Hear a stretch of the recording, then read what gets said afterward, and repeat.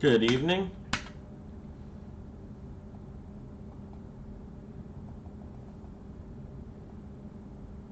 And we are here for my meditation stream. And my goal here is to have a feed that you're able to sit and watch and hang out with me, even if I am no longer here. That's the goal. I want somebody or whoever goes looking to be able to hang out with me. And so I'm time traveling into that moment in order to talk to you.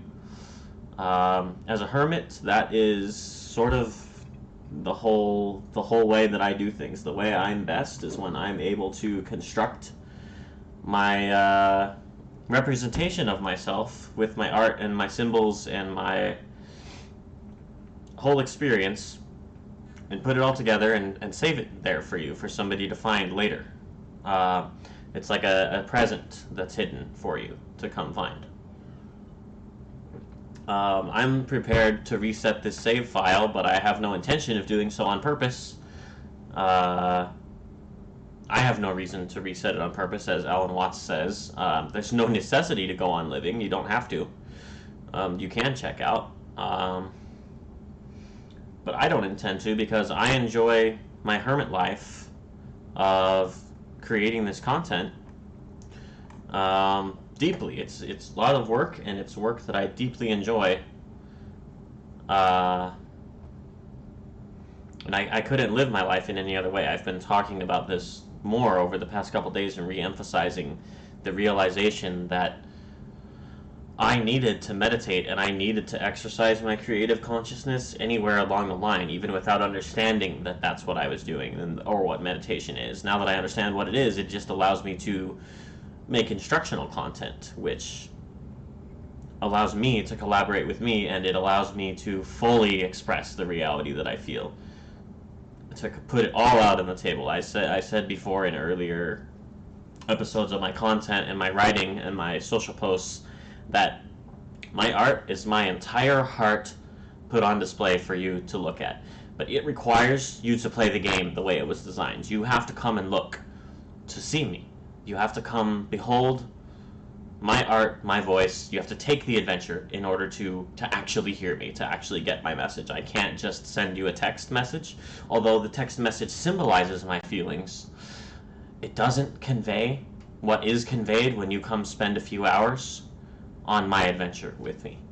So that's what my meditation stream is. That's what it is when you step into my monastery. You're playing my game now. You are in my game now when you come here and participate in this. And you're free to be completely silent, because when it comes to this type of creative consciousness, the artist is absent. I am leaving instructions for you that you may experience. If you follow these instructions and you follow the sequence, then you are experiencing an interaction with yourself that I have designed for you. And like I said in my creative arrival point stream narration, I'm not teaching you, I'm learning you. When I go to create these instructions for you, I'm not teaching you, I'm learning you so that you may be brought closer together with yourself. And that's the whole mystic's quest. That's the whole fool adventure that I'm talking about here. So I want to play this George Carlin compilation because I'm deeply fond of it. I came across a radio narration by George Carlin in his very, very early days of his creative path, and he literally says my message. It's good to know there are people who want to be instructed. And then he goes straight into the next part of my message. The police are not our friends. We should not act like we need police or want them or trust them in any degree, because policing is the absolute opposite of liberty, of education, of liberation, and of freedom. For one simple reason, which is what Alan Watts expresses: you can only do anything. You can have only the basis morality that you can have is the way you like doing something. The way you like doing it is the way you like doing it. There's absolutely no way of making you do it any other way. No matter what I think is moral, you can only do what you want to do because you want to. And people must be left alone to do as they will, to make their own decisions, to grow up and decide what behavior fits their life. In a mutualism society, you have a class of dexters who essentially are anti-force brigade. What they do is they take out the garbage of anybody in the society whose behavior is harmful to the youngest and vulnerable, to those who do the caring and nurturing, or those who need the caring and nurturing. The dexters are those who take out that garbage, who is too harmful upon the valuable, the precious new ones who need the XP and the leveling up in our society. Other than that, everybody's left alone to do as they will, and the society is entirely voluntary. That's a mutualism society where our core value is the voluntary decisions of everyone and anyone here. Who the only people that are here are those who have chosen to be voluntarily. No one's being forced into it because we can't handle it. It turns one's stomach to think that we're participating in forcing somebody to something they just simply don't like, don't want to be part of. The mutualism society refuses that. Well, something's wrong because I'm not even hearing it right now. What the fuck?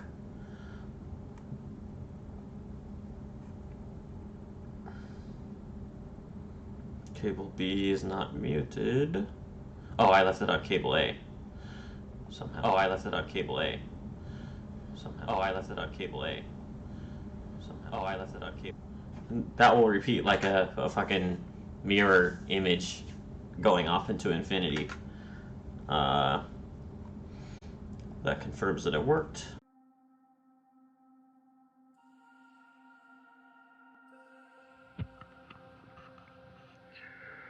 Good evening. Good to have you with us. We're always glad to know that there are some people who want to be instructed. People who don't like the idea of believing that the policemen are the protector of the people, and firemen by the same token. Although I will grant you, firemen and policemen have certain duties which are at times very helpful to the average citizen. But I'm not speaking of these oddball times. After all, how many times in your life have you ever been held up on the streets? How many times have you been stopped in your car by a highwayman? How many times can you say that you have actually been in need of a policeman? Very few, I offer, and I think you will concur. And we are entitled, I think, to a little explanation as to how these people spend their days. Now, when was the last time you looked at a cop and you looked them from head to toe and you thought, geez, I'm in better shape if I try to protect myself?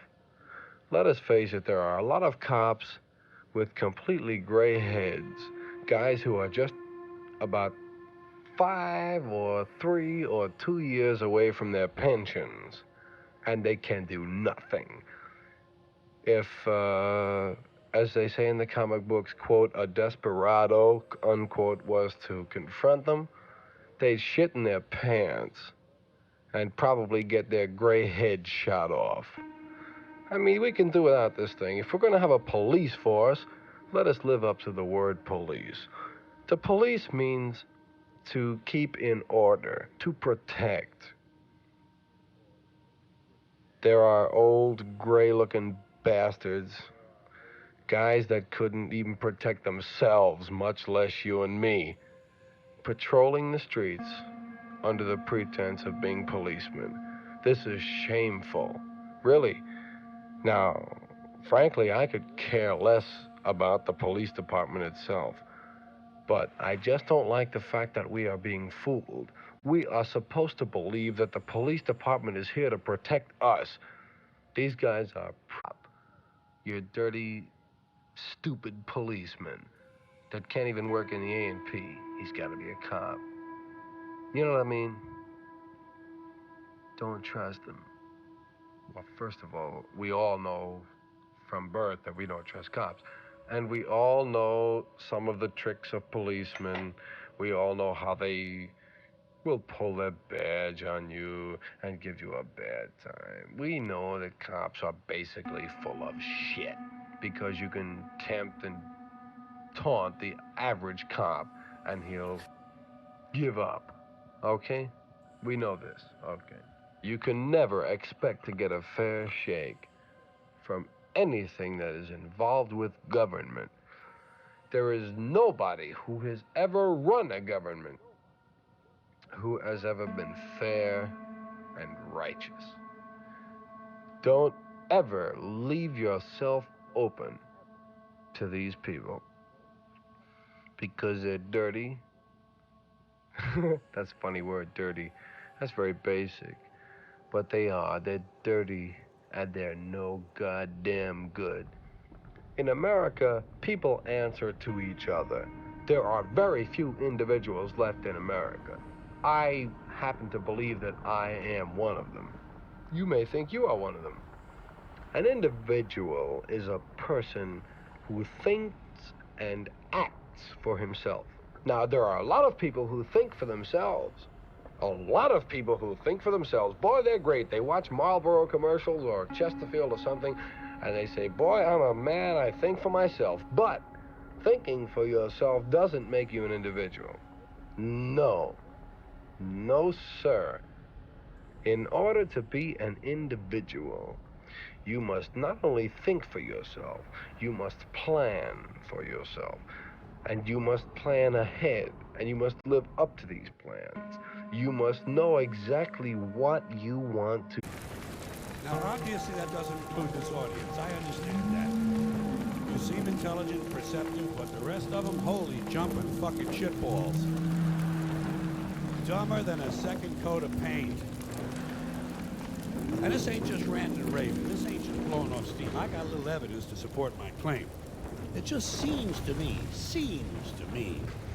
that only a really low IQ population could have taken this beautiful continent, this magnificent American landscape that we inherited. Well, actually, we stole it from the Mexicans and the Indians, but hey, it was nice when we stole it. It looked pretty good. It was pristine. Paradise. Have you seen it lately? Have you taken a good look at it lately? It's fucking embarrassing. Only a nation of unenlightened half-wits could have taken this beautiful place and turned it into what it is today, a shopping mall. A big fucking shopping mall. You know that? Maybe they're in that Cirque du Soleil or something. I'm telling you, the people in this country, every one of them is 50 pounds overweight. They are gargantuan. And in the summertime, God help us, in the summertime, they all want to wear short pants. Jesus, Lord, protector of all that is good and holy, deliver me from fat people in short pants. They all got short pants, big bellies, fat thighs, and dumb kids. Short pants, big bellies, fat thighs, and dumb kids. Every one of them's got two dumb-ass kids with them. And the whole family is wearing T-shirts, and every one of them's got the same T-shirt. I'm with stupid. Apparently in this country, the stupids are an extended family.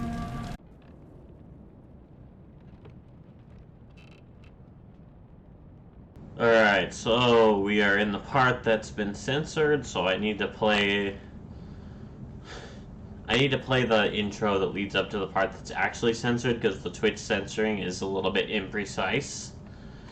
So let's just jump over to YouTube here, and I can search for this straight in the search bar. George Carlin.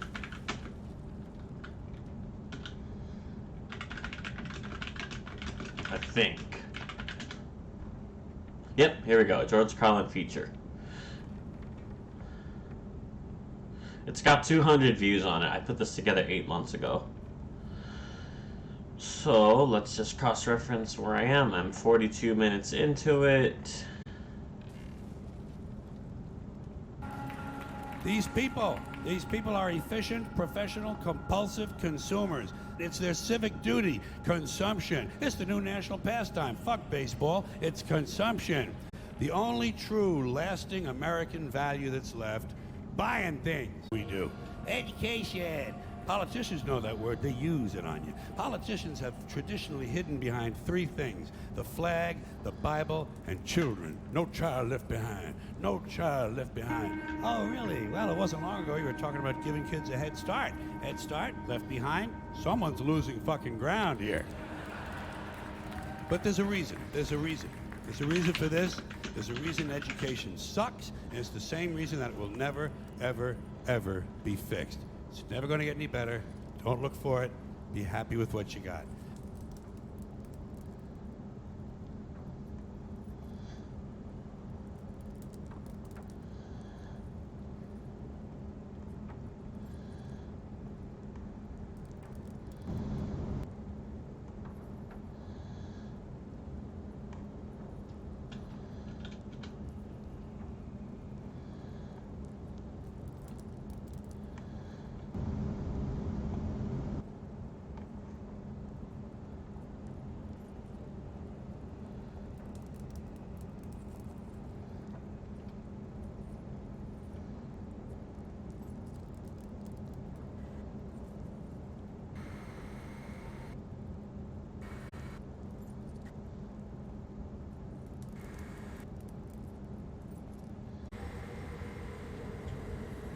Oh, here on the Twitch version, the audio has been censored. This is really important. The censorship is deliberate from somewhere.